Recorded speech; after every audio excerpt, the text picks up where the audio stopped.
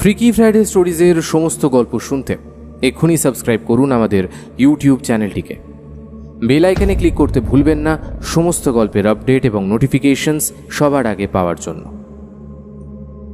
আমরা দেখতে পাচ্ছি আমাদের শ্রোতারা আমাদের গল্প শুনে চ্যানেলটি সাবস্ক্রাইব করেও বেল আইকনে ক্লিক করছেন না।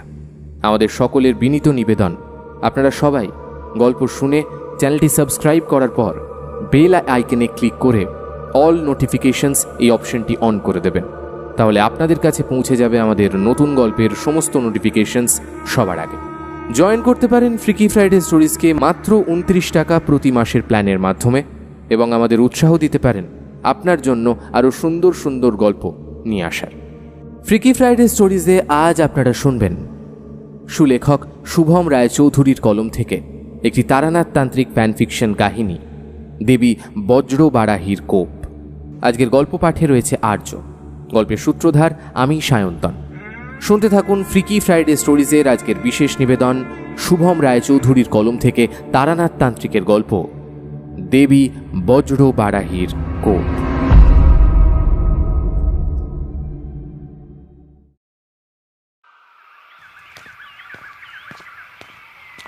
মাঝে মধ্যে একটা জিনিস বড্ড অদ্ভুত লাগে, যেন কিছু হরিহরের দোকান থেকে গরম গরম সিঙ্গারা কিনে মটলেনের পথ সবে ধরেছি।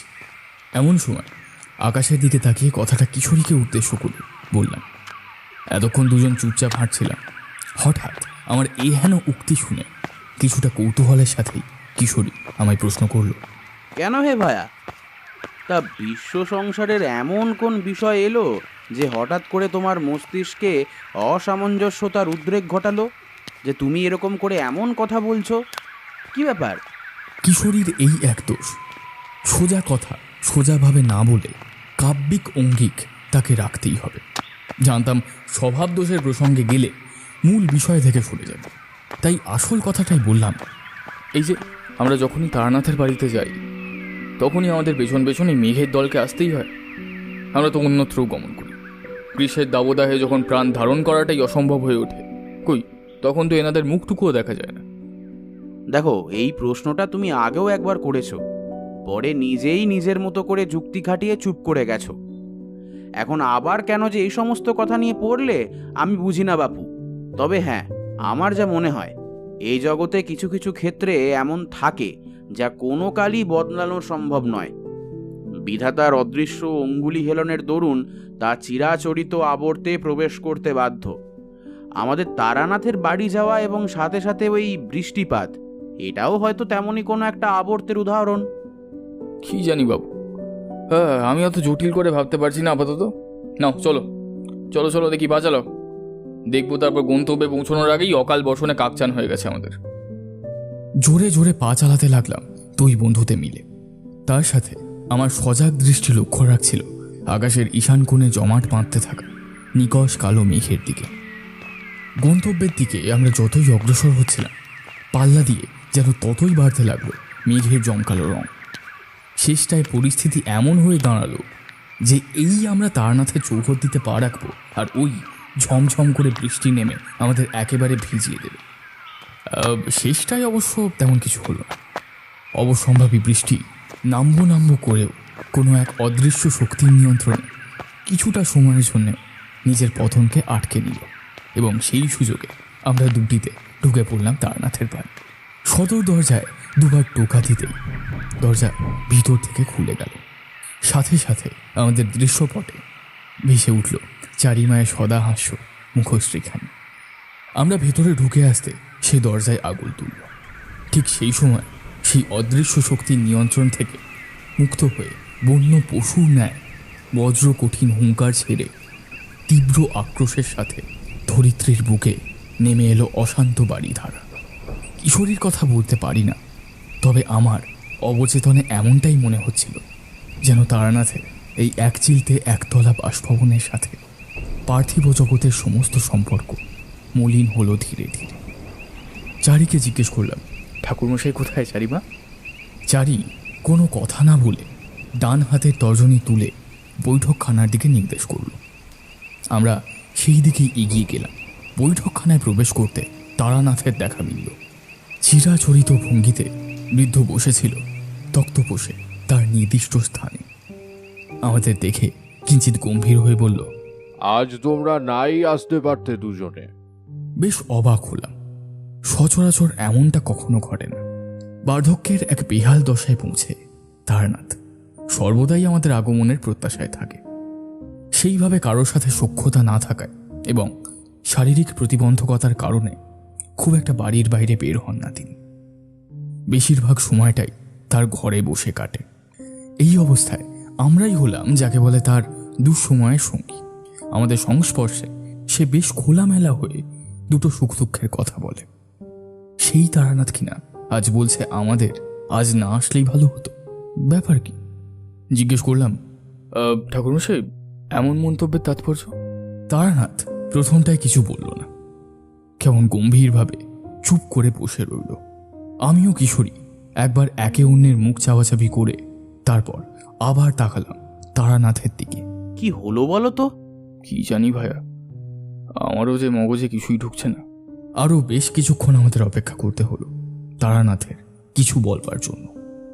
মিনিট 10 মৌনব্রত পালন করার পর গাম্ভীর্যের রেশটা কাটিয়ে তারানাথ বলে উঠল, তোমাদের হয়তো কোনোদিনও বলা হয়নি, বছরের আজকের দিনটা আমার মন বড়ই ভারাক্রান্ত হয়ে ওঠে।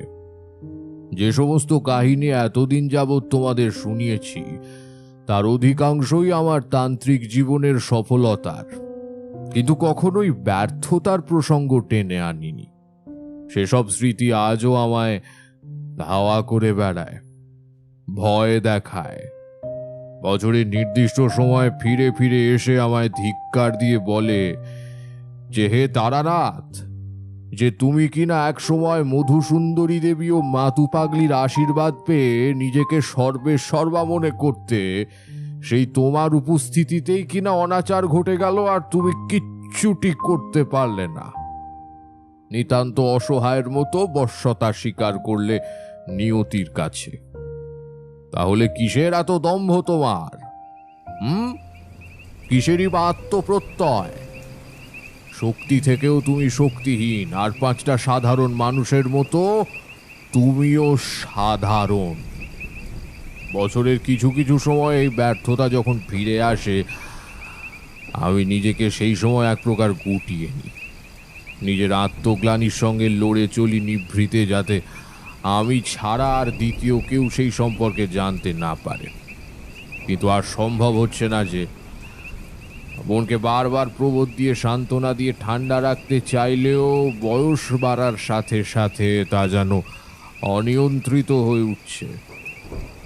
মনে হচ্ছে দেহ রাখার আগে অন্তত একবার কাউকে বলে যাই যে সেই সমস্ত অনাচার আমার উপস্থিতিতে হলেও আমার সম্মতিতে হয়নি।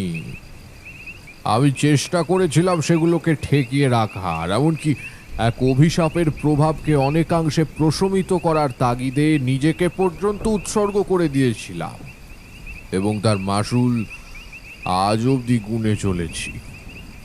বলতে বলতে তারানাথের কণ্ঠস্বর ক্রমেই ক্ষীণ হয়ে আসছিল। আমরা দুজনেই দেখছিলাম দৃঢ়চেতা ব্যক্তিত্বের অধিকারী মুখাবয়বে ধীরে ধীরে নেমে আসছিল অমাবস্যার কালো ছায়া। যে চোখ দুটিতে উজ্জ্বল তৃপ্তি খেলা করে সবসময়, সেই দৃষ্টি আজ কেমন ঝাপসা ঘোলাটে লাগতে লাগল। সবচেয়ে হৃদয় বিদারী দৃশ্যের অবতারণা হলো তখন, যখন নিঃশব্দে কয়েক ফোঁটা চোখের জল তারানাথের বলিরেখাপূর্ণ ফ্যাকাশে গাল বেয়ে গড়িয়ে পড়ল পরনের রক্তাম্বরে। তারানাথের চোখের জল বিশ্বাস করতে পারছিলাম না আমরা। সেই সময় কাকতালীয়ভাবে বাইরের বৃষ্টির মাত্রাও বেশ কয়েক ধাপ বেড়ে উঠল। আমিও কিশোরী তক্তপোষে গিয়ে বসলাম। আজ আর কিশোরী নতুন পাসিং শোয়ের প্যাকেট বের করল না। রোজকার মস্করা করার পরিবেশ আজ নয়, সুতরাং আজ থাক। আমি বললাম, ঠাকুরমশাই, ছোট মুখে একটা বড় কথা বলছি, কিছু মনে করবেন না। এমনি আপনার সাথে আমরা হাসি ঠাট্টা করি। আমাদের কাছে পেলেও আপনি অনেকটা হালকা হয়ে জীবনের নানান বিচিত্র অভিজ্ঞতার কথা বলেন। তবে আড়ালেও যে বেশ কিছু ঘটনা থেকে যায় তা আমরা দুজনেই বুঝতে পারি। অবশ্যই কোনো গূঢ় কারণ থাকে বলেই আপনি তা প্রকাশ্যে আনতে চান না। তবে আজ বলি কি, আপনার মনের বুঝটা আমাদের কাছে না হয় হালকা করুন, নতুন গল্পের রসদ হিসেবে নয়। আজ আপনি আপনার সাথে বলুন, আপনার বয়স হচ্ছে, অতটা মানসিক চাপ আপনার স্বাস্থ্যের পক্ষে ক্ষতিকারক। তার উপর চারির কাছে তার বাবাই সব, এবং আমরাও আপনাকে এমন হতাশাগ্রস্ত অবস্থায় দেখতে অভ্যস্ত নই। তাই অনুগ্রহ করে বলুন আপনার মনের কথা। ভাবতে হবে না আমরা বিশ্বাস করলাম কি করলাম না, এসব কিচ্ছু ভাবতে হবে না। কিংবা পরে সেটা নিয়ে কিশোরী কোনোরূপ মন্তব্য করবে কি করবে না, এসব না হয় আজ থাক। আপনি শুধু বলুন একবার, দেখবেন অনেকটা হালকা লাগছে। আমার এই কথায় তারানাথের মুখের চিরাচরিত স্বাভাবিক ভাবটা যেন একটু ফিরে এলো। ঝড়ের মুখে পড়ে ডুবন্ত নাবিক যেমন একটুকু খড়কুটোকে আশ্রয় করে বেঁচে থাকার চেষ্টা করে, আমার আশ্বাস পানি ঠিক যেন সেই কাজটাই করল তারানাথের ওপর। একটা দীর্ঘশ্বাস ছেড়ে বৃদ্ধ বললেন, নিয়তির বিষম পরিহাস মানুষের জীবনে যে ঠিক কি কি নামিয়ে আনতে পারে তা যারা স্বচক্ষে প্রত্যক্ষ করে তারাই একমাত্র টের পায়। কোনো কিছুই মানব জীবনে সুস্থায়ী হয় না, যা এসেছে তা একদিন যাবেই। সেই কথাটাই মানুষ ভুলে যায় এবং দম্ভের বশে নিজের ওপর থেকে নিয়ন্ত্রণ হারিয়ে ফেলে। এই গোষ্ঠীর মধ্যে এককালে আমিও পড়তাম। সাংসারিক মায়া কাটিয়ে বেপরোয়াভাবে জীবনযাপন করব বলে সেই যে ছোট বয়সে ঠাকুমার সিন্দুক ভেঙে টাকা নিয়ে বারাণসী পালিয়ে গেলাম, সেটাই আমার কাল ঘটালো। প্রত্যেকেই বলেছিলেন প্রকৃত সাধক হয়ে ওঠা কখনোই হবে না, তাদের কথা শুনিনি। আর আজ দেখো, সব কিছু হারিয়ে এই চার দেওয়ালেই এখন আমার পৃথিবী হয়ে দাঁড়িয়েছে। হ্যাঁ, এটা অবশ্যই স্বীকার করব যে শুধুই হারিয়েছি বলাটা ভুল, লাভের লাভও হয়েছে কিছু, তবে তা নগণ্য। যাই হোক, যেটার জন্য মনটা ভারী হয়ে আছে সেটাই না হয় বলি তোমাদের, শোনো। একবার গিয়েছিলাম পুরুলিয়ার এক প্রত্যন্ত গ্রাম শিমুলিয়ায় এক গৃহস্থের বাড়িতে শান্তি সস্ত্রণের জন্য। বাড়ির কর্তা মৃন্ময় মুখুজ্জে আমার পূর্ব পরিচিত। সেই একবার ময়নামতির জঙ্গলে দেবী বজ্রবরাহীর সাধনা করার সময় তার সাথে দেখা হয়েছিল। তখন থেকেই যোগাযোগ। সম্ভ্রান্ত বংশের সন্তান মৃন্ময় পেশায় লাল চন্দন কাঠের ব্যবসায়ী। 5 পুরুষের ব্যবসা ছিল তাদের। ব্যবসার সূত্রধর বিজয়কৃষ্ণ মুখুজ্জে তার কম বয়সে যখন পাটের সওদাগরি ব্যবসায় হাত পাকাতে না পেরে ব্যাপক ক্ষতির সম্মুখীন হলেন এবং বাড়িঘর বেচে বুচে কোনো রকমে বাজারের ধার মিটিয়ে ময়নামতির বনেই বনবাসী হলেন, সেই সময় কৃষ্ণা চতুর্দশীর রাতে গহীন বনের মধ্যে মা বজ্রবরাহীর জ্যোতির্বলয়ের দর্শন পান। ঋষি কান্দর্প শতবৎসর সাধনা করে দেবীর দর্শন পেয়েছিলেন সেই রাতে। দুর্ভাগ্যবশত সেই সময় সেখানে বিজয়কৃষ্ণ এসে উপস্থিত হন। আরাধ্যা এবং উপাসকের গোপন আলাপচারিতা চলাকালীন তৃতীয় কোনো ব্যক্তির আবির্ভাব ঘটায়। দেবী তৎক্ষণাৎ প্রস্থান করে। এদিকে কান্দর্প ঋষি তো রেগে আগুন। এত বছরের কঠোর কৃচ্ছ সাধনের পর অবশেষে তিনি মায়ের দর্শন পেয়েছিলেন। মায়ের কাছে নিজের মনস্কামনা জানাতেই যাচ্ছিলেন, ঠিক সেই সময় হতভাগাকে আসতে হলো। মন্ত্রসিদ্ধ আসন ছেড়ে সঙ্গে সঙ্গে ঋষি নেমে এসে নিজের কোমণ্ডলু থেকে কিছুটা গঙ্গাজল হাতে নিয়ে মন্ত্র পড়ে তখনই অভিশাপ দিয়ে বসলেন বিজয়কৃষ্ণকে। তিনি বললেন, তাকে যেমন দেবীর দর্শন লাভের আশায় 100 বছর তিলে তিলে কষ্ট সহ্যের মাধ্যমে কৃচ্ছ সাধন করতে হয়েছিল, ঠিক সেই কষ্ট বিজয়কৃষ্ণকেও ভোগ করতে হবে যতদিন না সে দেবীকে সন্তুষ্ট করে তার দর্শন পাচ্ছে, ততদিন মৃত্যু বিজয়কৃষ্ণকেও স্পর্শ করতে পারবে না। তোমাদের শুনে মনে হতে পারে ঋষি তো আখেরে বিজয়কৃষ্ণের ভালোই করলেন, কিন্তু আসলে তা নয়। একদিক থেকে লাভ হয়েছিল বটে, কিন্তু তার মূল্য পরবর্তীতে হারে মজ্জায় চোকাতে হয়েছিল মৃন্ময় সহ তার গোটা পরিবারকে। ঠাকুরমশাই, আপনাকে মাঝখানে আটকানোর জন্য ক্ষমা করবেন, তবে একটা প্রশ্ন বা বলা ভালো কৌতূহল সৃষ্টি হচ্ছে মনের মধ্যে। দয়া করে যদি বলার অনুমতি দেন তো কথাটা আপনার সামনে পারতে পারি ঠাকুরমশাই। অন্যান্য দিনের মতো আজও গল্পের মাঝে প্রথম বিরতিটা কিশোরী আনল, তবে তার ভাব প্রকাশের ভাষা শুনে সত্যিই অবাক হতে হয়। চিরকাল যেই মানুষটা ঠাট্টা তামাশা ছাড়া কিচ্ছু বলতো না, সে আজ বলার জন্য অনুমতি চাইছে। যাক, দেখেও ভালো লাগলো। তারানাথের মনমরা অবস্থার কথা ভেবেই না হয় কিশোরীর একদিনের জন্য ভাব পরিবর্তন হলো। এইটাও বা কম কিসের? বোধ করি তারানাথও ঈষৎ অবাক হয়েছে।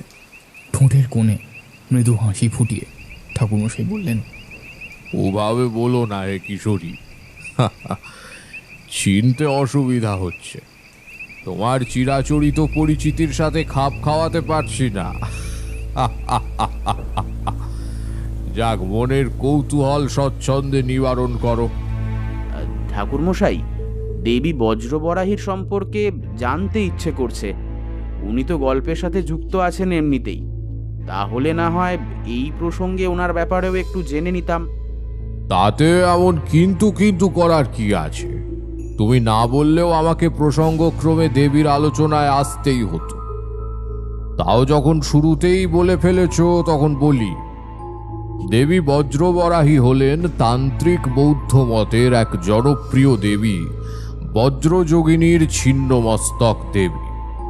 এই দেবীর সাথে হিন্দু ধর্মে মা ছিন্নমস্তার অনেকাংশে মিল পাওয়া যায়।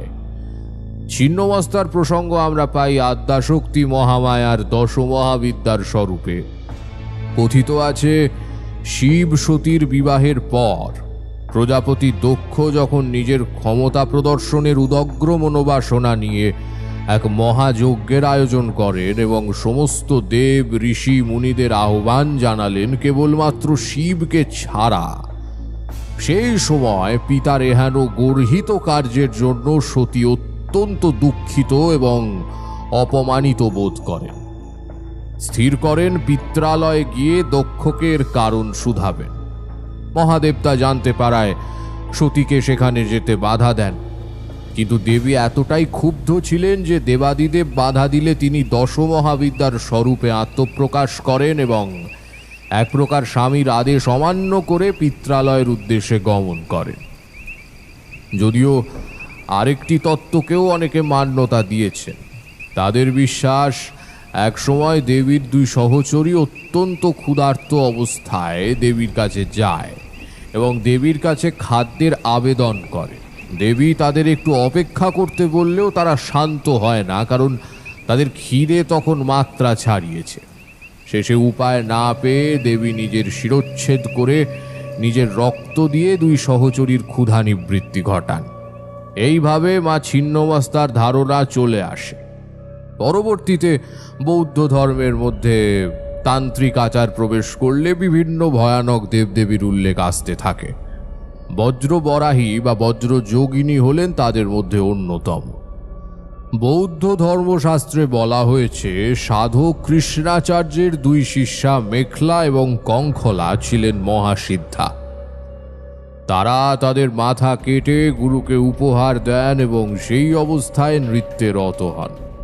দেবী বজ্রযোগিনী তাদের এমন আত্মত্যাগে সন্তুষ্ট হয়ে মুন্ডবিহীন অবস্থাতেই আবির্ভূত হয়ে তাদের সাথে নৃত্যে যোগ দেন। এরকম আরও তথ্য রয়েছে যা বলতে গেলে শেষ হবে না, তাই উপসংহারটুকু বলে শেষ করতে চাই। খ্রিস্টীয় দ্বাদশ শতাব্দীতে রচিত বৌদ্ধ সাধনমালা এবং সপ্তদশ শতাব্দীতে সাধক কৃষ্ণানন্দ আগমবাগীশ রচিত বৃহত্তন্ত্রসার গ্রন্থে উক্ত দেবদেবীদের নিয়ে যা বর্ণনা রয়েছে আর অনেকাংশেই মিলে গেছে কেবলমাত্র দেবী ছিন্নমস্তা নাগযজ্ঞ পবিত্রধারিণী এবং রতি ও কামদেবের ওপর দণ্ডায়মানা। বৌদ্ধ সাধনমালায় তাদেরই বলা হয়েছে সর্ববুদ্ধা এবং তার সহচরীদের নাম বজ্র বৈরোচিনী ও বজ্রবর্ণনী। বর্তমানে এ প্রসঙ্গে বিস্তর গবেষণা চলছে। সেই সূত্রেই জানা গিয়েছে সপ্তম শতাব্দীতে পূজিত বৌদ্ধ ছিন্নমুন্ডা দেবী হিন্দু ছিন্নমস্তার উৎস। আজকের নেপালের বাগমতী প্রদেশের ললিতপুরে দেবী বজ্রবারাহীর একটি প্রাচীন মন্দিরও রয়েছে। এছাড়া উত্তর পূর্ব ভারতের একাধিক স্থানে দেবী ছিন্নমস্তার আরাধনা হয়ে থাকে।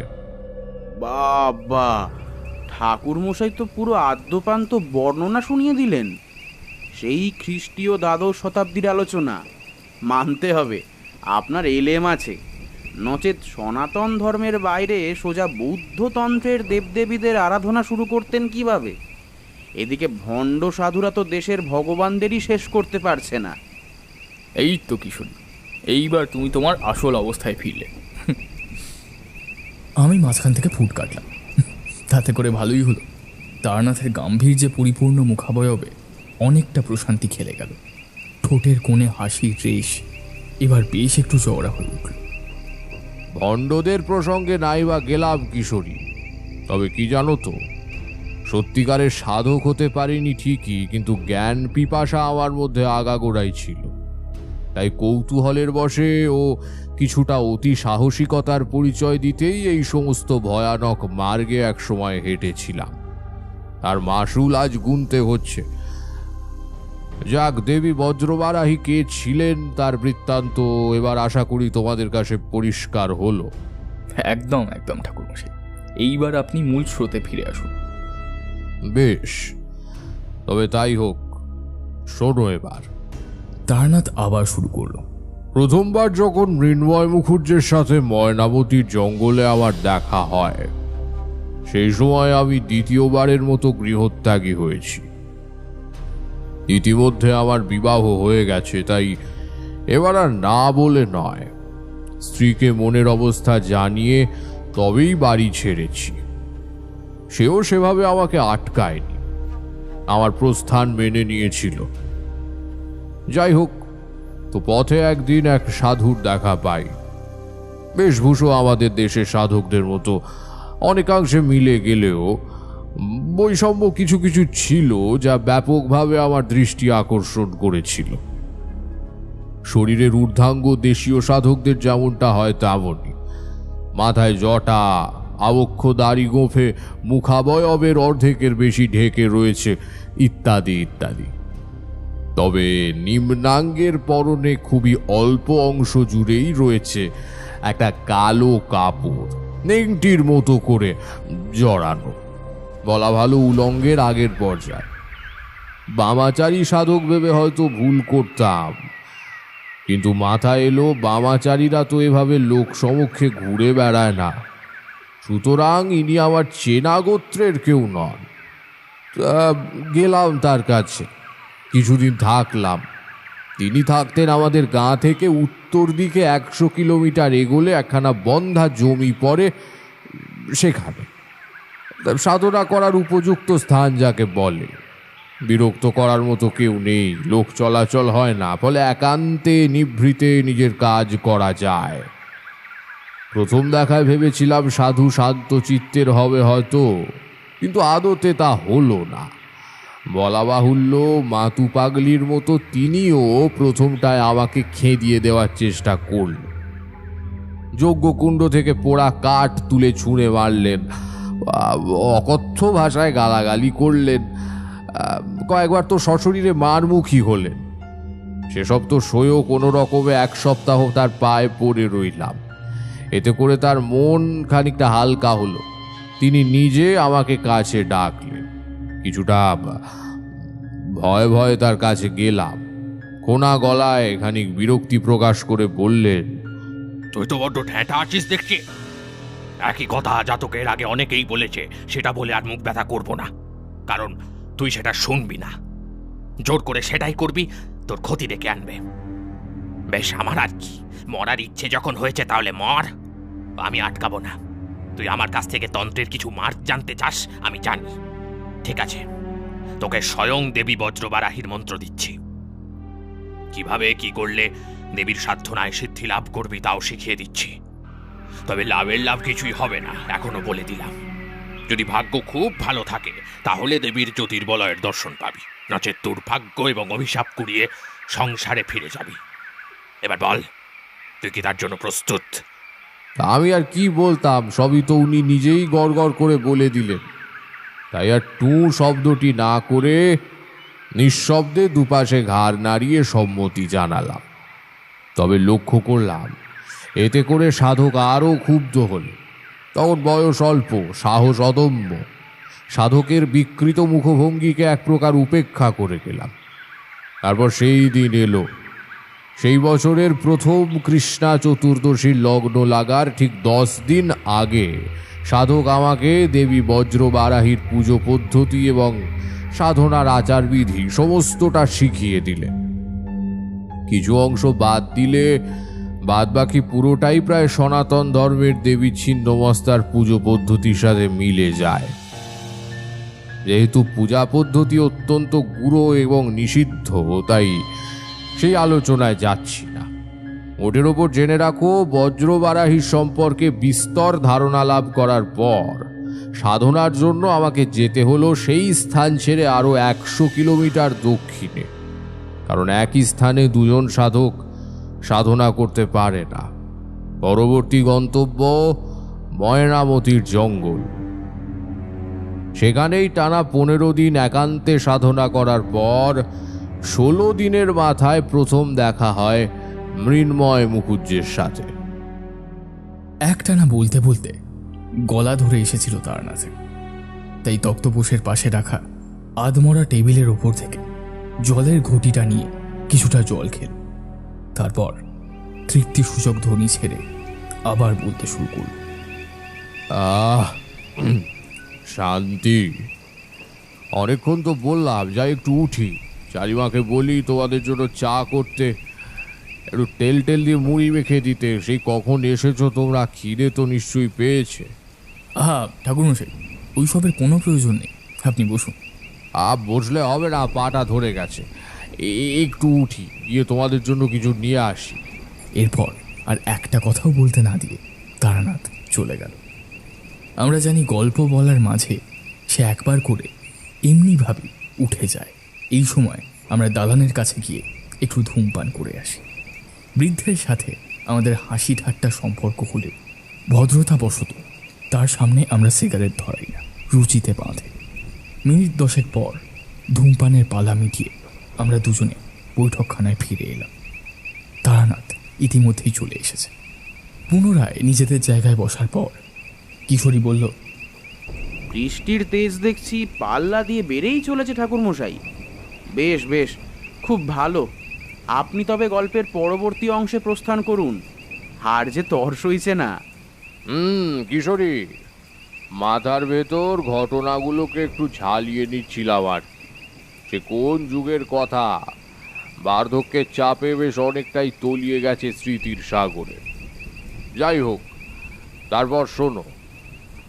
ময়নামতির গহীন বনের অনেকটা গভীরে প্রবেশ করার পর একাকী একটানা 15 দিন ধরে মা বজ্রবারাহীর সাধনা করলাম।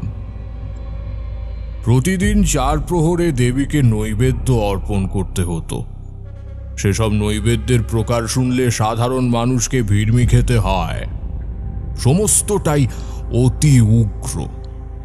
যেমন দেবীর বোধনের দিন তার মূর্তি করতে হয় 4 বার এবং নৈবেদ্য দিতে হয় 4 প্রকারের। প্রথমবার মাটি দিয়ে, তারপর শাল গাছের গুঁড়িতে খোদাই করে, তারপর 600টি অশ্বত্থ গাছের পাতা পর পর সাজিয়ে এবং সব শেষে একটি বন্য পশুকে দেবীর উদ্দেশ্যে বলি দিয়ে তার কাটা মাথাকেই দেবীর রূপ মেনে পুজো করা হয়।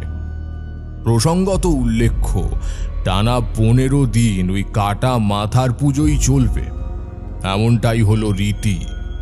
সেই কাটা মাথা কালের নিয়মে পচে যাক, গলে যাক কিংবা তার মধ্যে থেকে দুর্গন্ধ বেরোক, সব কিছুকে সহ্য করে সাধককে একাগ্র চিত্তে দেবীর আরাধনায় ব্রতী থাকতে হবে। বলতে ও শুনতে যতটা সহজ লাগছে, আদতে এই প্রক্রিয়া তার চেয়ে কয়েক গুণ বেশি নারকীয়। বুকে পাথর রেখে সেই সব পালন করেছিলাম। কারণ সাধু বলেছিলেন, একবার উপাচারে উপবিষ্ট হওয়ার পর শেষ না করে ওঠা যাবে না। তিনি আমাকে বীজ মন্ত্র দানের মাধ্যমে আদি শক্তির সাথে আত্মিক যোগসূত্রে বেঁধে দিয়েছিলেন। উপাচারে যদি কোনো বিঘ্ন ঘটত তাহলে সেই মুহূর্তেই আমার মৃত্যু নিশ্চিত। 16তম দিন ভোরবেলা 1,000 বার দেবীর বীজ মন্ত্রের জপ শেষ হলো। এরপর নিয়ম মাফিক দেবীর পূর্ববর্তী মূর্তিগুলিকে বিসর্জন দিতে গেলাম। কেবলমাত্র মাটির মূর্তিকেই নদীর জলে ভাসাতে হতো, অপর 3টেকে হতো পোড়াতে। সেই মতো প্রথম মাটির মূর্তিটাকে নিয়ে পাশের এক খরস্রোতা নদীর ধারে গেলাম। আদতে সেটা ছিল নদীর এক বিচ্ছিন্ন শাখা, তবে মূল স্রোতের সাথে প্রত্যক্ষ সংযোগ থাকায় তারও বেগ ছিল যথেষ্ট বেশি। নদীর ধারে পৌঁছে দেবী মূর্তিকে মাথায় নিয়ে এক পা করে জলে নামলাম। প্রথম 2 ডুবে মূর্তিকে হাতে নিয়েই ছিলাম। তৃতীয়বারে জলের অনেকটা নিচে গিয়ে পাড়ের এক ধারে আস্তে করে বসিয়ে দিলাম। পুনরায় জলের ওপর যখন ভেসে উঠি, দেখি যেখান দিয়ে নেমেছিলাম তার থেকে হাতকুড়ি সামনের দিকে সরে এসেছি। পেছনে ফিরে যাওয়ার উপায় নেই, কারণ স্রোতের বেগ বেশ অনেকটাই বেশি। সাঁতার কাটার চেষ্টা বিফলে যাবে। তাছাড়া নদীর ধারে এমন কোনো জায়গা দেখলাম না যেখান দিয়ে ওঠা যায়। সুতরাং ভাসতে ভাসতে আরও কিছুটা এগোতে হলো। তারপর খেয়াল হলো সামনের দিকে নদী বেশ একটু সরু হয়ে এসেছে এবং সেই অংশের ডান দিকের পাড়ের প্রায় সমগ্রটাই জুড়ে ঘন সন্নিবিষ্ট গজিয়ে উঠেছে ব্যানা গাছের সারি। সেখান দিয়ে উঠব বলে ভাবলাম।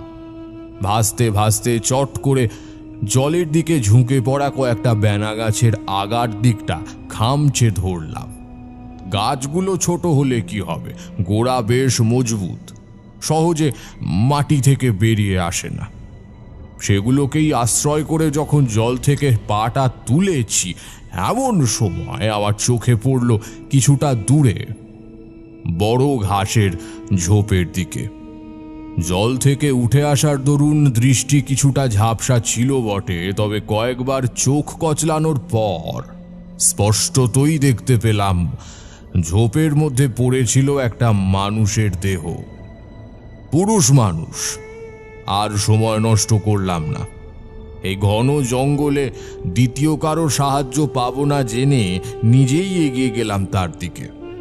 মানুষটার সারা শরীর জলে ভেজা আর পলির কাদা মাখা। ঝপ করে তার পাশে বসে তার কবজি টিপে দেখলাম দেহে তখনও সার রয়েছে। বুঝলাম কোনো কারণে ভদ্রলোক অচেতন হয়ে পড়েছেন। শিগগির আমার গলায় ঝোলানোর উত্তরীয়খানা খুলে জলের কাছে গিয়ে সেটাকে ভালোভাবে ভিজিয়ে নিয়ে ফিরে এলাম লোকটার কাছে। উত্তরীয় নিংড়ে জলের ছিটে দিলাম কয়েকবার, তারপর জোরে জোরে ঝাঁকালাম অচৈতন্য শরীরটাকে। এখনো মনে আছে আধা ঘন্টার মতো লেগেছিল তার জ্ঞান ফিরতে। মশাই, ও মশাই, আরে চোখ খুলুন, ও মশাই।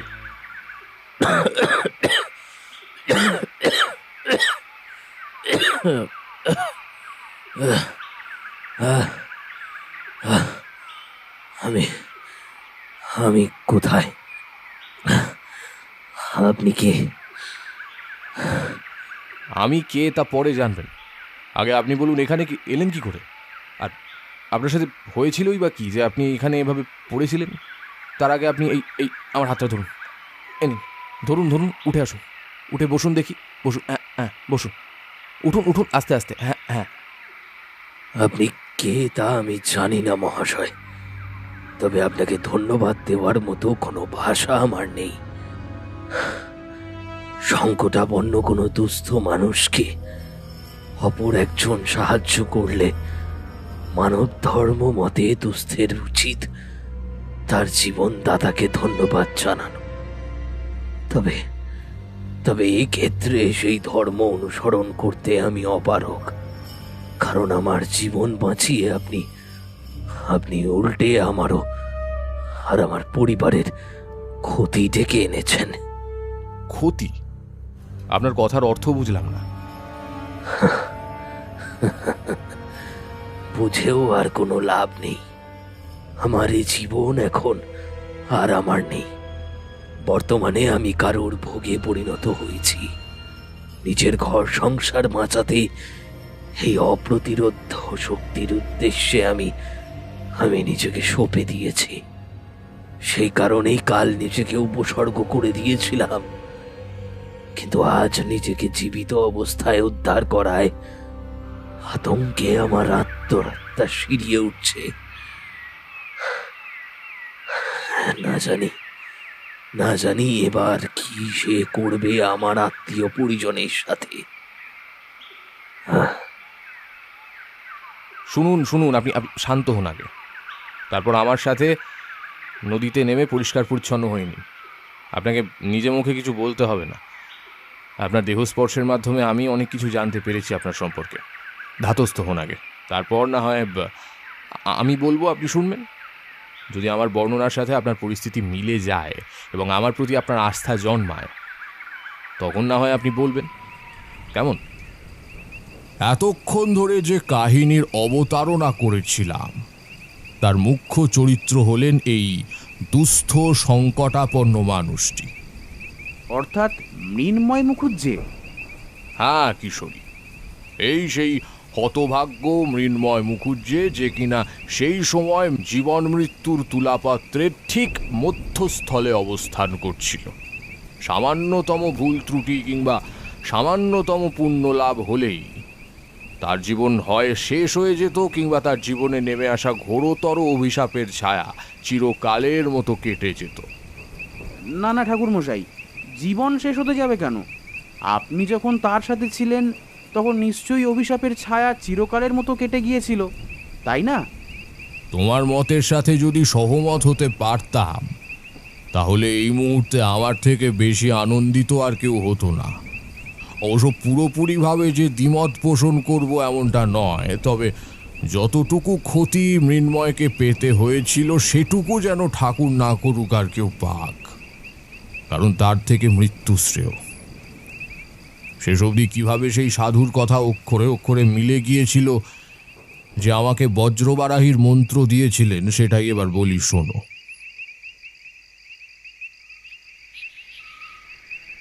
জ্ঞান ফেরার পর মৃন্ময় বেশ খানিকক্ষণ সেখানেই একভাবে স্থাণুর মতো বসেছিলেন। আমিও তার থেকে কিছুটা দূরে বড় বকুল গাছের তলায় বসে সন্ধান্নিক সারার ব্যবস্থা করছিলাম। একসময় মৃন্ময় উঠে দাঁড়ালো, আমাকে বলল, আমি হাত মুখ ধুয়ে আসছি মহাশয়, আপনি ততক্ষণে আহ্নিক সেরে নিন।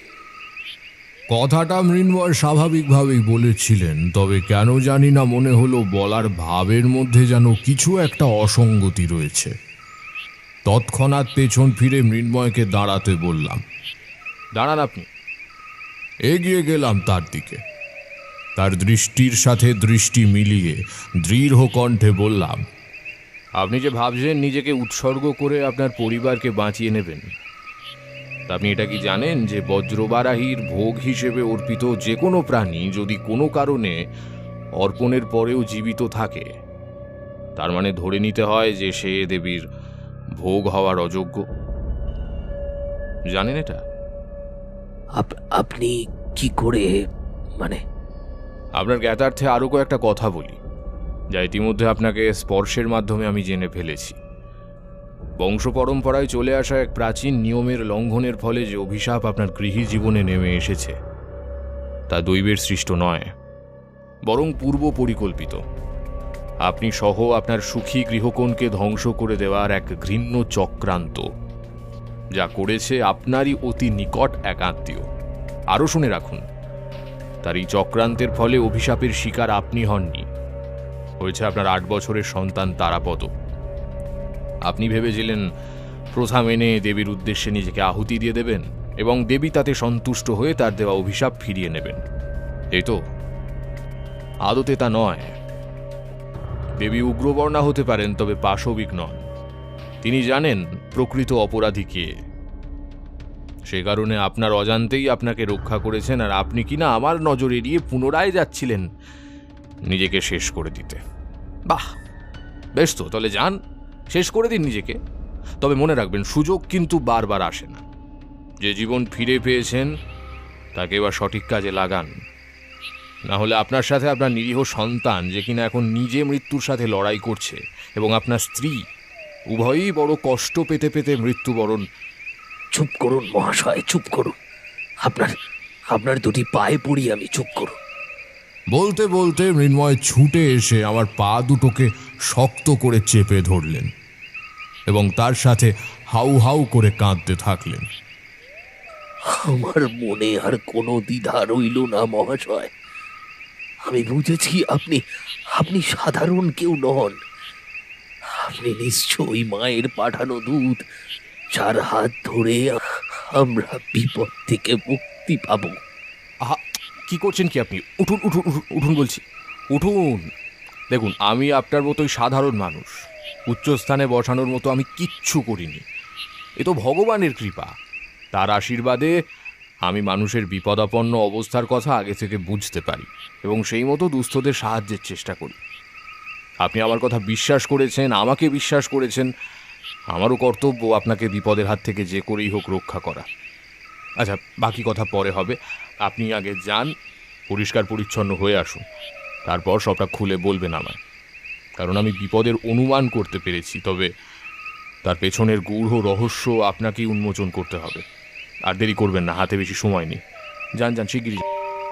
মৃন্ময় মুখুজ্জে তড়িঘড়ি নদীতে নেমে নিজেকে সাফসুত্র করে ফিরে এলেন। তারপর সবিস্তারে বলে শোনালেন ইতিপূর্বে ঘটে যাওয়া তার জীবনের ভয়াবহ অভিজ্ঞতার কথা। মহাশয়, আজ যে বিপর্যয় আমার জীবনে নেমে এসেছে তার সূত্রপাত আজ থেকে প্রায় 400 বছর আগে ঘটে গিয়েছিল। আমাদের মুখুজ্জে বংশের 5 পুরুষ পর্বের ধারক বিজয় কৃষ্ণ মুখুজ্জে এক প্রকার অভাবনীয়ভাবেই দেবী বজ্র বারাহির সাথে জড়িয়ে পড়েছিলেন।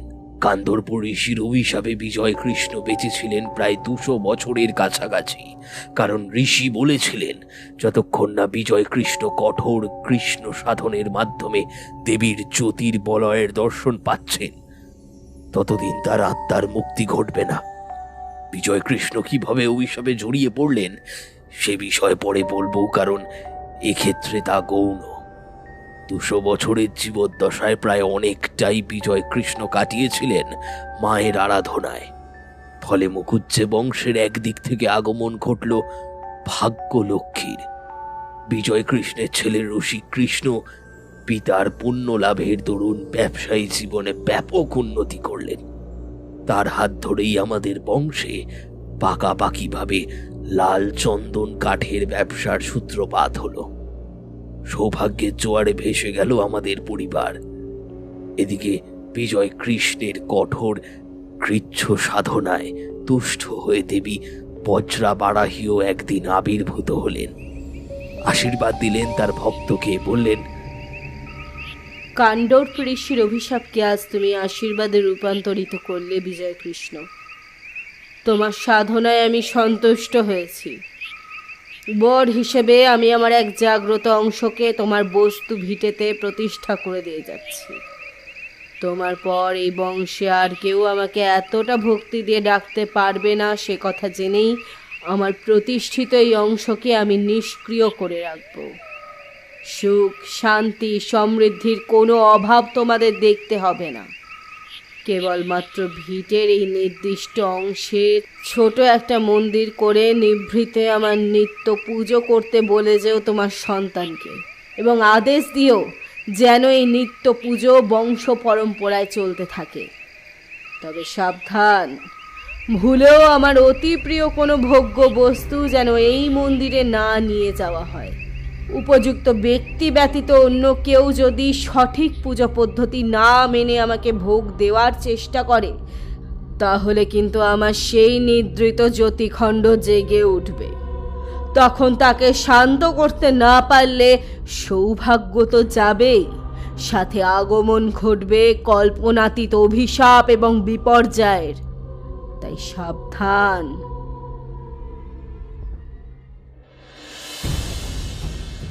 দেবী অন্তর্হিত হলেন।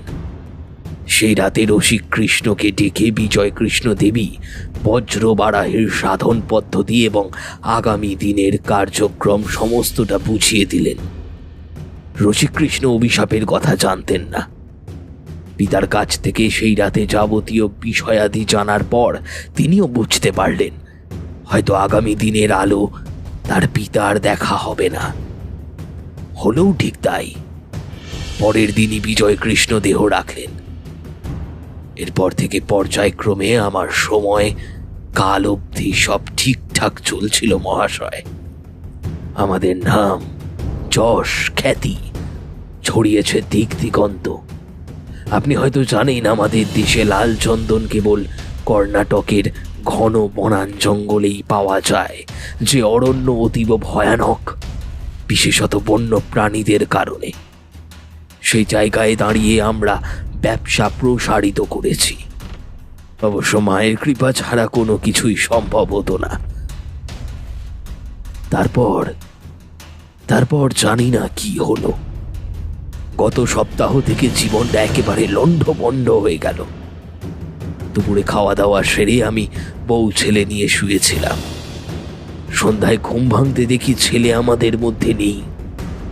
বউকে জানাতে এসে তো সঙ্গে সঙ্গে উঠে গিয়ে সারা বাড়ি তন্ন তন্ন করে খুঁজে দেখল। অবশেষে ছেলেকে কোথায় পেলাম জানেন? দেবী মন্দিরের সদরে অচৈতন্য অবস্থায় পড়েছিল আমার ছেলেটা।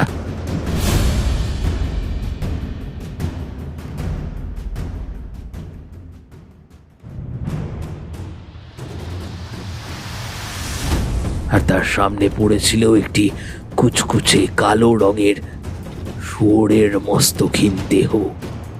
মন্দিরের সদর দরজা হাট করে খোলা ছিল। স্ত্রী এই দৃশ্য দেখে তখনই ভয়ে মূর্ছা গেল, কারণ ও জানত দেবী বজ্র বরাহী, রক্তখাকি দেবী। জীবিত প্রাণীর গরম রক্ত তার অন্যতম প্রিয় ভোগ। আমার মনটাও কু গাইতে শুরু করলো। ছেলে আমার বয়সে অনেকটাই ছোট হলেও ছোট থেকেই তার মা এবং আমি তাকে খুব ভালোভাবে শিখিয়ে দিয়েছিলাম ওই মন্দিরের আশেপাশেও যেন না যায়। ছেলে আমার খুবই বাধ্য, কোনোদিনও কথার অমান্য করত না। তাহলে এমনটা কিভাবে হলো বুঝে উঠতে পারলাম না। তখনের মতো তাকে তুলে এনে কলঘরে নিয়ে গিয়ে ভালো করে ধুইয়ে মুছিয়ে দেওয়া হলো। চোখে মুখে জলের ঝাপটা দেওয়া হলো, কিন্তু জ্ঞান আর ফিরল না। আমি রাত বিরেতেই গেলাম কবিরাজ ডাকতে। আমাদের গায়ের নাম করা কবিরাজ, খুব নাম করা, যাকে বলে ধন্বন্তরী। তিনি হলেন ঠিক তাই। তাকে পর্যন্ত আনা হলো, কিন্তু তিনিও ছেলের জ্ঞান ফেরাতে পারলেন না। সেই রাত থেকে যে অশান্তি শুরু হলো, তারপর চলতেই থাকলো। জানেন মহাশয়, এত বছরের ব্যবসায় কোনো দিন যা হয়নি, সেই ঘটনা ঘটল ঠিক তার পরের দিন। চন্দন কাঠ বোঝাই করা 4টে গাড়ির ওপর ডাকাতরা আক্রমণ করলো। বিশেষভাবে পাহারা দিয়ে এত বছর ধরে আনা হতো এমন কোনো দিনও শুনিনি। এতে করে অনেক টাকার লোকসান হলো। তার ঠিক পরের দিন বাড়িতে মজুত করা ধানের গোলায় আগুন লেগে গেল। পুকুরে চাষের মাছ মরল। এছাড়াও আরো কত কি যে ওই কদিনে ঘটতে দেখলাম মহাশয়, বলতে শুরু করলে আর শেষ হবে না।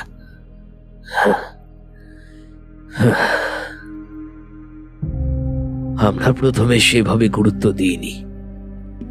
তারপর বুঝলাম পরপর এইভাবে ঘটতে থাকা দুর্ঘটনা কোনোদিনই কাকতালীয় হতে পারে না। ছেলেটারও শরীর ক্রমশই ভাঙতে থাকলো। ডাক্তার, পদ্যি, তাবিজ, কবচ সবকিছুই করলাম, কিন্তু কোনোই কিছু লাভ হলো না। বললে বিশ্বাস করবেন না, 1 সপ্তাহের মধ্যে আমাদের 5 পুরুষের তৈরি করে যাওয়া নাম, যশ যা ছিল সব নিমেষের মধ্যে সে সব মাটিতে মিশে গেল। শেষটায় মনোবল হারিয়ে আমি তো ঠিকই করেছিলাম, এভাবে বেঁচে থাকার চেয়ে মরে যাওয়া খুবই ভালো। আমার স্ত্রী তখন আমাকে আটকালো, বলল আমাদের গাঁয়ের ঠাকুর মশাই দিগম্বর চট্টোপাধ্যায়কে একবার জানাতে।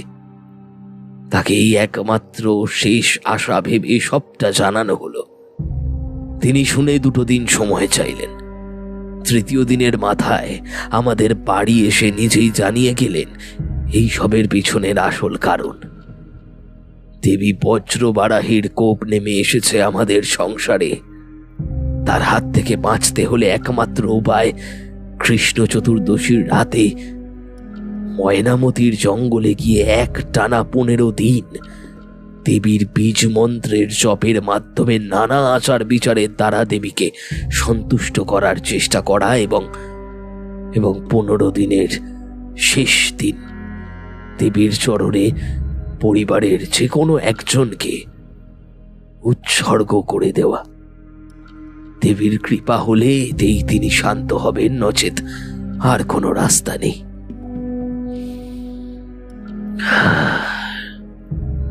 সেই জন্য আজ থেকে ঠিক 15 দিন আগে আমি এই জঙ্গলে এসে একাকী দেবীর আরাধনায় রত হই। কিন্তু আমি বুঝলাম না মহাশয়, আপনি বললেন আমারই কোনো নিকট আত্মীয়ের করা ঘৃণ্য চক্রান্তের শিকার হয়েছি আমরা। এর তাৎপর্য কোথায়? সমস্তটা শুনে যা বুঝলাম মৃন্ময়বাবু, একের পর এক ধাক্কা খেতে খেতে আপনার মনোবল একেবারে ভেঙে গেছে। ঠিক সেই সময় আপনাকে কিছু ভুল তত্ত্ব বোঝানো হয়েছে। আমিও এই বনে দেবী বজ্রবারাহী সাধনা করব বলেই এসেছিলাম। তার আগে অবশ্য দেবী মন্ত্রে দীক্ষিত হতে হয়েছে আমায়। আপনি যখনই আপনাদের গ্রামের পুরোহিত মশাইয়ের প্রসঙ্গ তুললেন, তখনই অসঙ্গতিটা ধরে ফেললাম। আপনাকে বলে রাখি, দেবী বজ্রবারাহী হলেন বৌদ্ধ তন্ত্রমতের দেবী, যার সাথে হিন্দু ধর্মের 10 মহাবিদ্যাদের মধ্যে অন্যতম দেবী ছিন্নমস্তার অনেকটা মিল রয়েছে।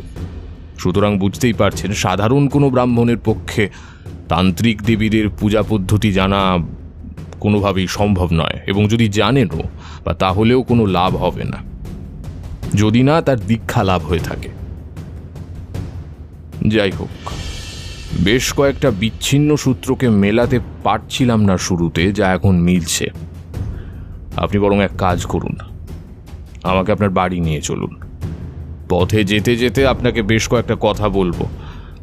বাড়ি ফিরে মিলিয়ে দেখবেন তো, যদি মিলে যায় বুঝে যাব ঠিক পথে এগোচ্ছি আমি। বেশ মহাশয়, যেমনটা আপনি বলবেন। এখন তো রাত হয়েছে, ভোরের আলো ফুটতেই আমরা বেরিয়ে পড়বক্ষণ। আচ্ছা, এত কথা বলা হলো, এদিকে আপনার নামটাই তো জানা হলো না। দয়া করে আপনার পরিচয়টা যদি জানান। এভাবে বলবেন না মৃন্ময়বাবু, আমি আপনার মতোই একজন সাধারণ মানুষ। পথে ঘাটে ঘুরে বেরিয়ে স্বল্প কিছু অভিজ্ঞতা এবং সাধু সঙ্ঘের মাধ্যমে যেটুকু শক্তি অর্জন করতে পেরেছি, তার কারণেই জনসেবা করি মাত্র। পিতৃদত্ত পরিচয় জানতে চাইলে বলবো, আমি তারানাথ চক্রবর্তী, এবং বর্তমানে লোকমুখে আমার খ্যাতি হয়েছে তান্ত্রিক হিসেবে। তারা আমায় বলে তারানাথ তান্ত্রিক।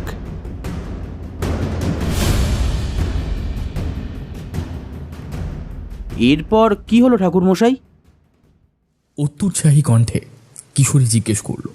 এই বর্ষাতেও তার সারা শরীর ঘামে ভিজে উঠেছে যখন, তার মানে বুঝতে হবে সে প্রচণ্ড একাগ্রতার সাথে তারানাথের কথাগুলো প্রায় গিলছিল এতক্ষণ ধরে। ওরে বাবা, তুমি তো দেখছি টকবক করে ফুটছ হে কিশোরী। শান্ত শান্ত, আমি কোথাও পালিয়ে যাচ্ছি না। আর একটু সবুর করো, গল্পের শেষ পর্যায়ে চলে এসেছি আমি। সামান্যটুকু বলা বাকি মাত্র। না মানে ঠাকুর মশাই, শেষ অবধি দেবী বজ্রবরাহীর কোপ থেকে মুখুজ্জে বংশ কিভাবে পরিত্রাণ পেল, সেটাই জানার জন্য মনটা আসলে ছটফট করতে শুরু করেছে। হ্যাঁ জানি তো, সেই প্রসঙ্গেই তো আসছি এবার। কৌতূহল চেপে বসো, যবনিকা পতনের খুব কাছেই রয়েছি আমরা। তারপর শোনো, রাত শেষে ভোর হতেই মৃন্ময় মুখুজ্জের সাথে আমি তার গাঁয়ে গিয়ে উপস্থিত হলাম। গাঁয়ের একেবারে মাঝামাঝি অংশে তাদের সাবেকি 8 বাড়ি। বাস্তুভিটেতে সবার আগে মৃন্ময়বাবু প্রবেশ করলেন। আমি যেই না ঢুকতে যাব অমনি কোত্থেকে এক অপ্রতিরোধ্য শক্তি এসে আমার পা চেপে ধরল। মাটির দিকে তাকালাম, সেখানে কিচ্ছু নেই, তবে আমি বেশ অনুভব করতে পারছিলাম একজোড়া শক্ত হাত ক্রমশ চেপে বসছে আমার পায়ের ওপর। সঙ্গে সঙ্গে সমস্ত চেতনাকে একত্রিত করে এক মনে মধুসুন্দরী দেবীকে স্মরণ করলাম। ধীরে ধীরে পায়ের ওপর থেকে সেই চাপ সরে গেল। তারপর আমি ভিটেতে ঢুকতে পারলাম। এদিকে স্বামীকে জীবিত দেখে মৃন্ময়বাবুর স্ত্রী কান্না জুড়েছেন। মৃন্ময়বাবু তাকে শান্ত করতে নানা রকম আশ্বাস বানিয়ে দিতে লাগলেন। তারপর কান্না থামলে আমার দিকে আঙুল তুলে ধরে বললেন, কাশীমতি, এই হলেন তারানাথ তান্ত্রিক। ময়নামতি জঙ্গলে মস্ত বড় ভুল করতে যাচ্ছিলাম আমি, ইনি আমায় বাঁচিয়েছিলেন, আর এখন এসেছেন আমাদের খোকাকে বাঁচাতে। তোমাকে পরে সবটা খুলে বলবো, এখন যে যে প্রশ্নগুলো করব তোমায় সেগুলোর জবাব দাও তো। আচ্ছা, আমার চলে যাওয়ার পর ঠাকুর মশাইকে কি আর দেখতে পেয়েছিলে? ঠাকুরমশায়ের কথা শুনতে কাশীমতির ধাতস্থ ভাবটা আবার যেন হারিয়ে গেল। তার জায়গায় এসে স্থান করে নিল বর্ণাতীত ভয়ের রেশ। কাঁপা কাঁপা গলায় সে বলল, ঠাকুর মশাইকে আর দেখবো কি করে গো, উনি যে আর নেই। তোমার চলে যাওয়ার পরের দিন মাঝ রাতেই যে ওনাকে নৃশংসভাবে হত্যা করেছে ওই দুটো মেয়ে। আমি তখন জেগেছিলাম, খোকার মাথায় জল পট্টি করছিলাম। সেই সময় শুনতে পাই ঠাকুর মশাইয়ের প্রাণঘাতী মরণার্তনাদ। শব্দটা ভেসে এলো আমাদের কুলদেবীর মন্দিরের দিক থেকে। সঙ্গে সঙ্গে আমি বাইরে বেরিয়ে এসে দেখি মন্দিরের সামনে অন্ধকারের মধ্যে দাঁড়িয়ে আছে দুটো ছোট ছোট মেয়ে।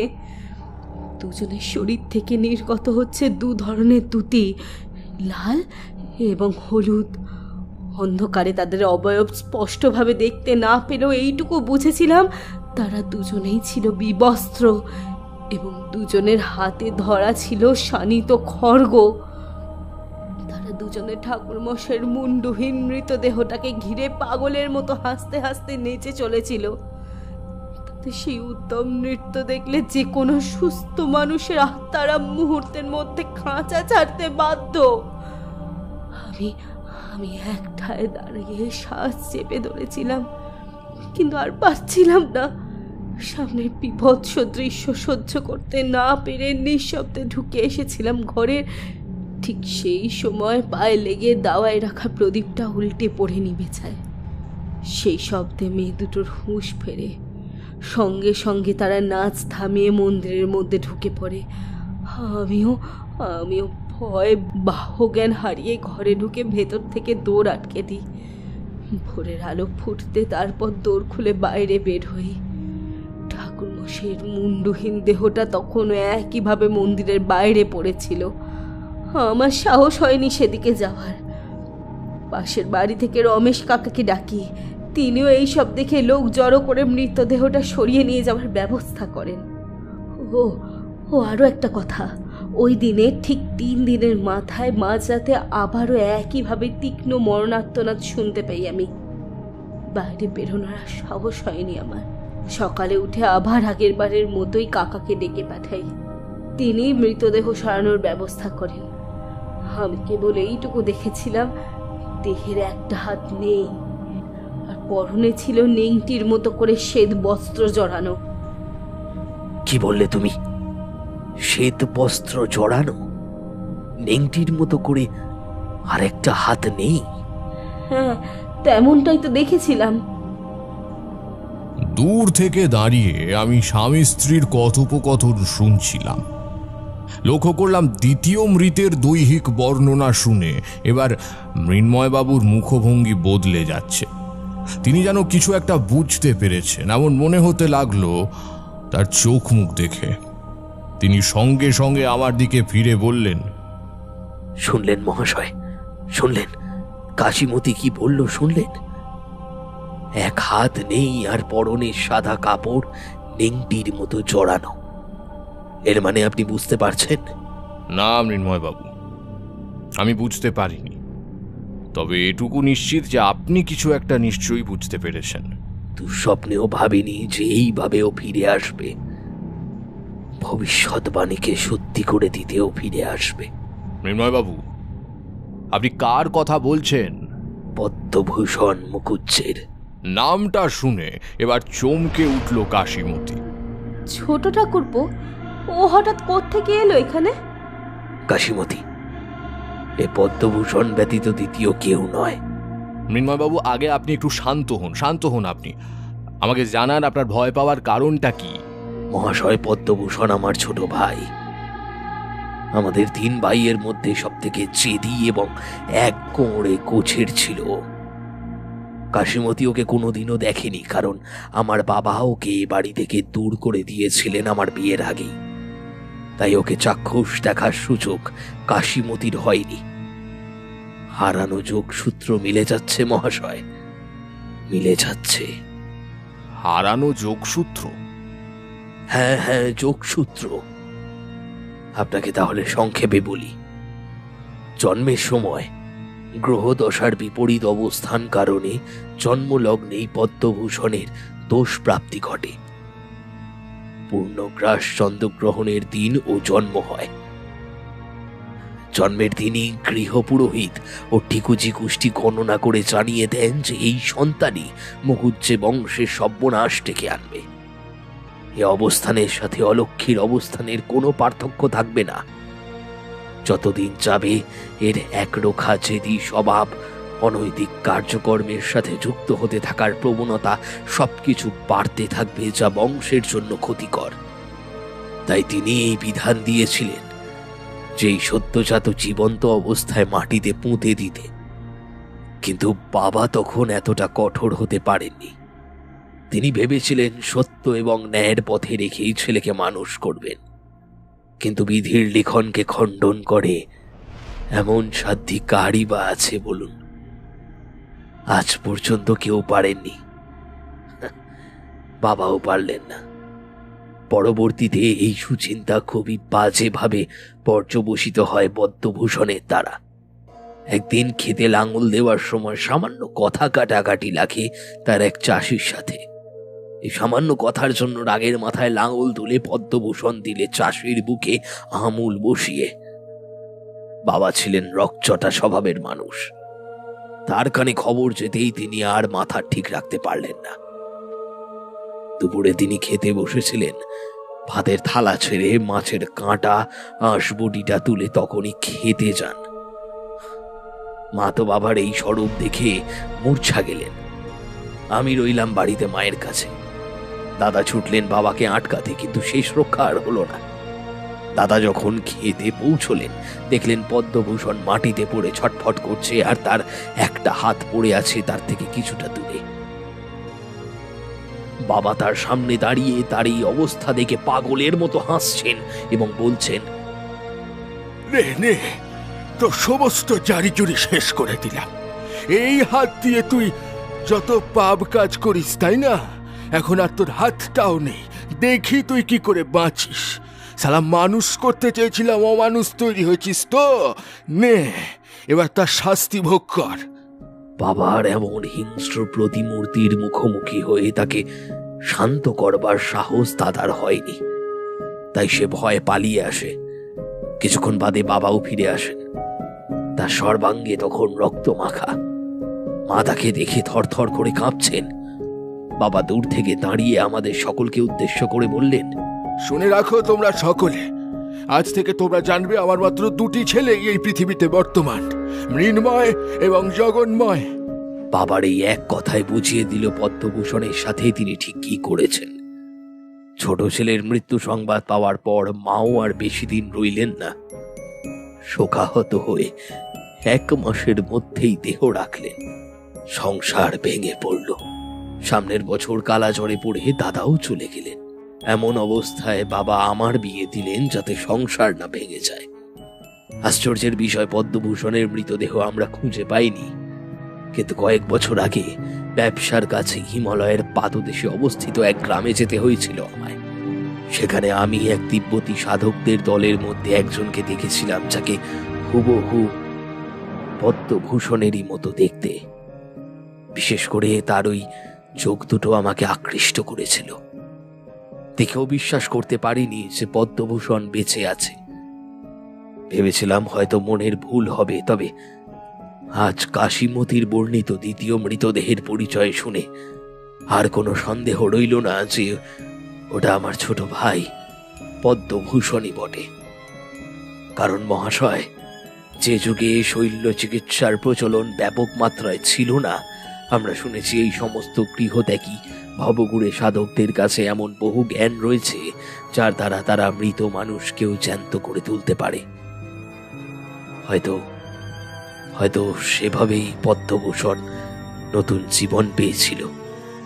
তারপর সে সেই বৌদ্ধ সাধকের থেকে নানা গুপ্তবিদ্যা রপ্ত করে এবং ফিরে আসে প্রতিহিংসা চরিতার্থের স্বার্থে।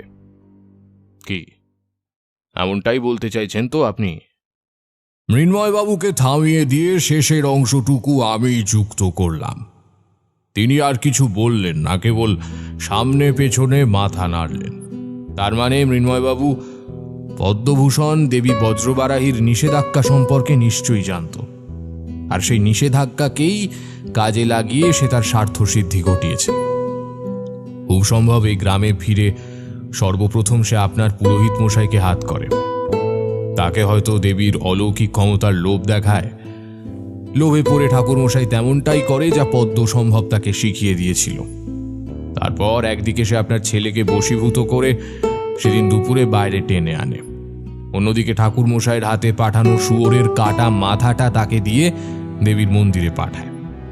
আর তার ফলেই অতি প্রিয় ভোগ্য বস্তুর সংস্পর্শে আসায় দেবীর যোগনিদ্রা ভঙ্গ হয়।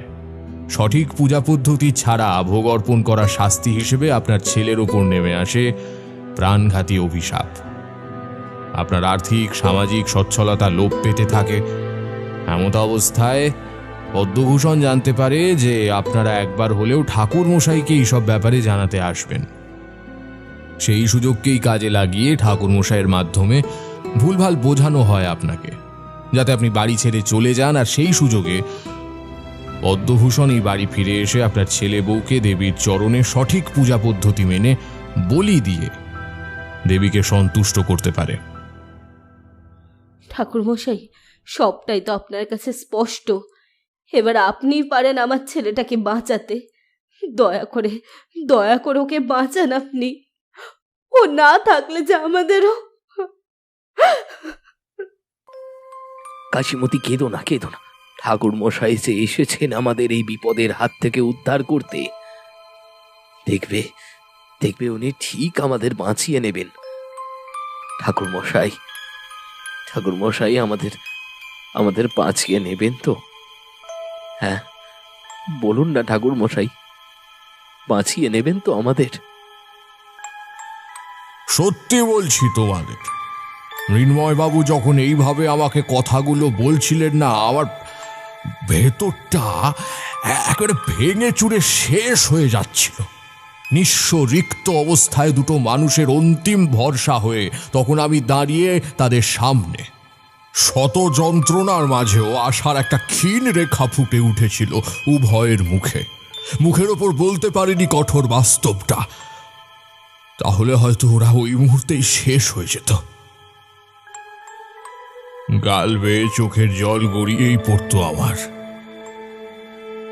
সঙ্গে সঙ্গে পেছন ঘুরে সবটুকু মুছে নিয়ে বললাম, মৃন্ময়বাবু, আমি আপনার ছেলেকে আগে দেখতে চাই। তারপর কি হলো ঠাকুরমশাই? আপনি চুপ করে গেলেন। ঠাকুরমশাই বলতে বলতে হঠাৎ তারানাথ চুপ করে গেল। মনে হলো কেউ যেন তার কণ্ঠ রোধ করছে। আমিও কিশোরী একবার দুজনের মুখের পানে চাইলাম। ঠিক সেই সময় কানে ভেসে এলো এক শব্দ, তারানাথ কাঁদছে। কি ঠাকুরমশাই, আপনি কাঁদছেন কেন? পারিনি বিভূতি, আমি আমার দেওয়া কথা রাখতে পারিনি। হেরে গিয়েছিলাম সেদিন, অদৃষ্টের দুর্ভেদ্য শক্তির কাছে হেরে গিয়েছিলাম। যারা আমার উপর ভরসা রেখে নিজের সন্তানের প্রাণ ভিক্ষাটুকু চেয়েছিল, তাদের শূন্য হাতে ফিরিয়ে দিয়েছিলাম। কিন্তু বিশ্বাস করো, কোনো কিছু ছিল না আমার হাতে। আমি প্রথমেই মৃন্ময় বাবুকে বলেছিলাম কেবলমাত্র চেষ্টাটুকু আমি করতে পারি, এর বেশি আর কিচ্ছু করার ক্ষমতা আমার নেই।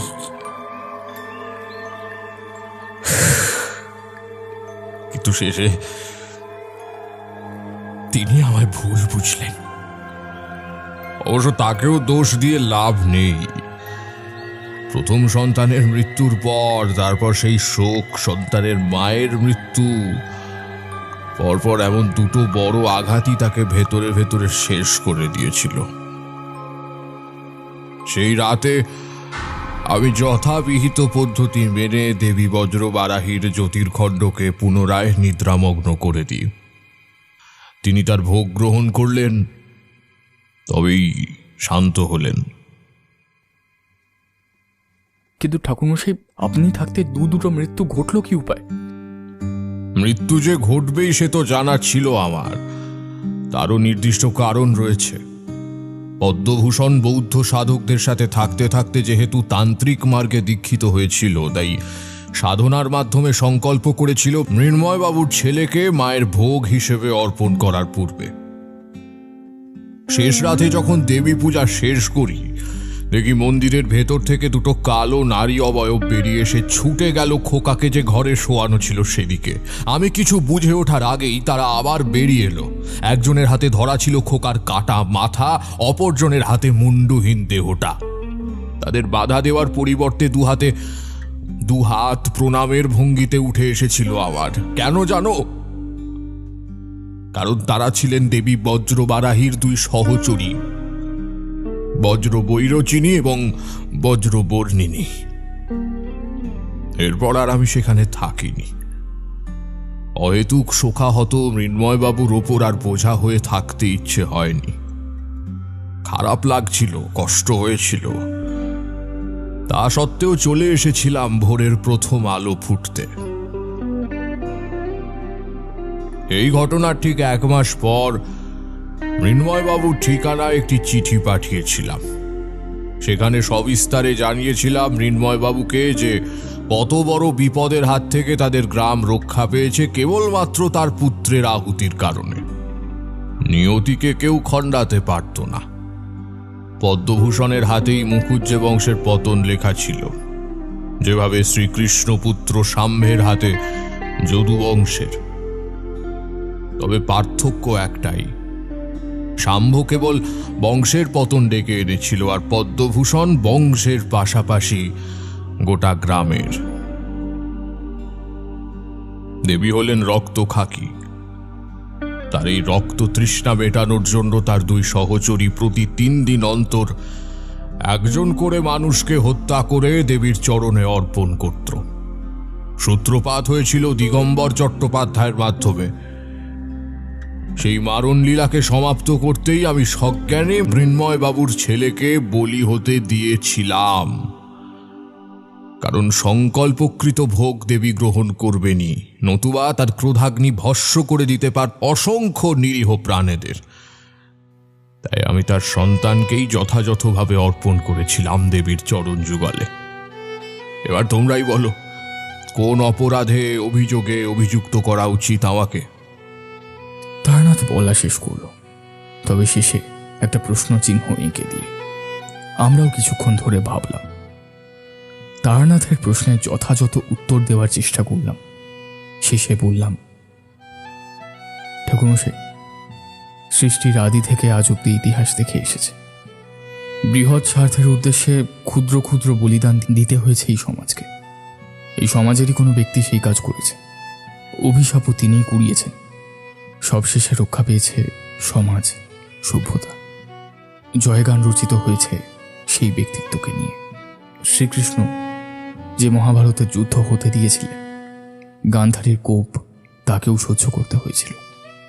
তার জন্য কৃষ্ণের আত্মগরিমা কি কোনো অংশে প্রভাবিত হয়েছিল? না, হয়নি। তাই আপনাকেও এতটুকুই বলবো, যা কিছু শুভ তাকে উপভোগ করুন, আর যা কিছু অশুভ তাকে নিয়তির পরিহাস হিসেবে মেনে নিই। আদতে মেনে নেওয়ার নামই তো জীবন। কি কিশোরী? একদমই তাই ভায়া। Acceptance is the reflection of our life. কখনো কখনো কিছু জিনিস মেনেই নিতে হয় ঠাকুরমশাই, কারণ যা আমরা বদলাতে পারবো না সেখানে মানিয়ে নেওয়াটাই শ্রেয়।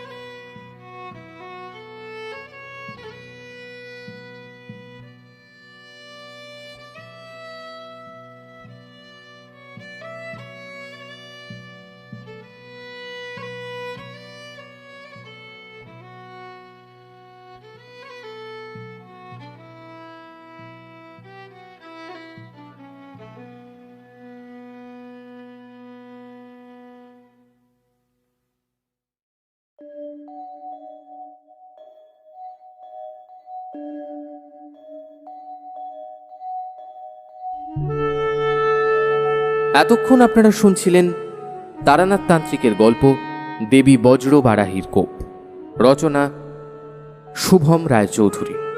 আজকের গল্প পাঠ তথা বিভূতির ভূমিকায় ছিল আর্য।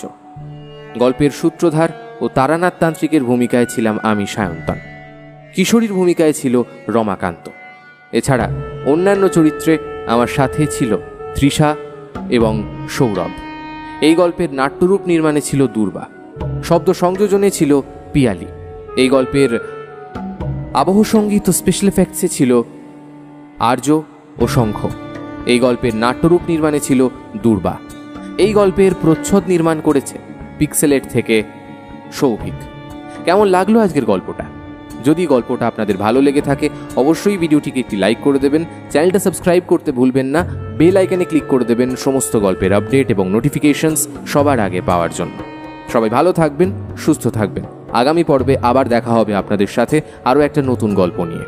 নমস্কার, শুভরাত্রি।